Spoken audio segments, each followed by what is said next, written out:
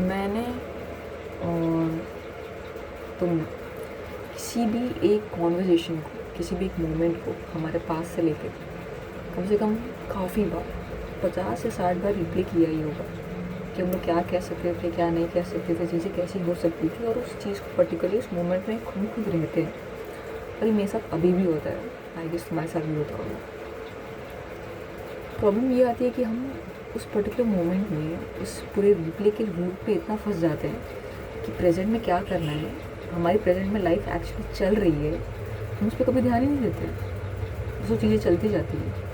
हम इतना भी नहीं, लेकिन हम थोड़ा बहुत फोकस्ड हो जाते हैं पास्ट में कि वो कैसे रहता, और उसके कारण हम अभी तक ध्यान ही नहीं दे पाते। मेरे साथ ये बहुत बार हुआ है। मुझे लगता है मैंने आखिरी के 4-5 साल इसी में गुजारे हैं, 2020 से लेकर।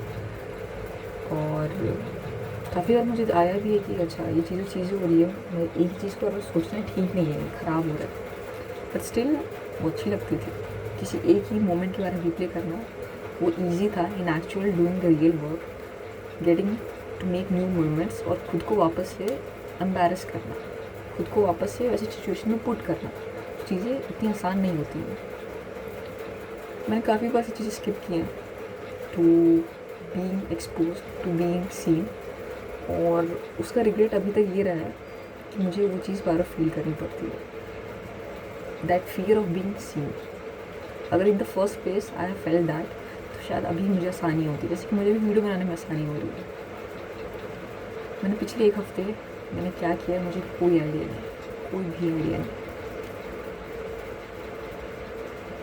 तो बात यही है कि हम लोग को पास से लेकर चीज़ों में इतना फोर्स नहीं होना है। पास में चीज़ें हैं वो हैं, उनमें से कुछ निकालो, बाकी चीज़ों को उधर रख दो, बस बाकी चीज़ों को उधर रख दो। बार बार उसको रिप्ले करने से वो चीज़ें वापस होंगी नहीं, और रियल वर्ल्ड में जाके कुछ करना होता है। मैं as a person, if I am speaking this, मैं एक्चुअली खुद को पुट कर रही हूँ वैसे सिचुएशंस में जहाँ मुझे सीन होना पड़े, वल्नरेबल होना पड़े। एंड इस हफ्ते को लेके भी मेरे यही थॉट्स हैं, यही प्लान्स हैं, तो मुझे एग्जीक्यूट करना है। That's why making this video. So this is me as a friend, as a companion.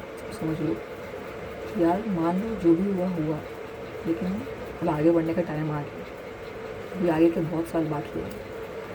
हमें हमेशा ऐसे फील नहीं करना कि हम 5 साल पीछे हैं या फिर उसी जगह पे हैं। That's why go out there, just leave the past, take the things that you want to, but just leave it, the rest just leave it, go out there and do things. मिलते हैं।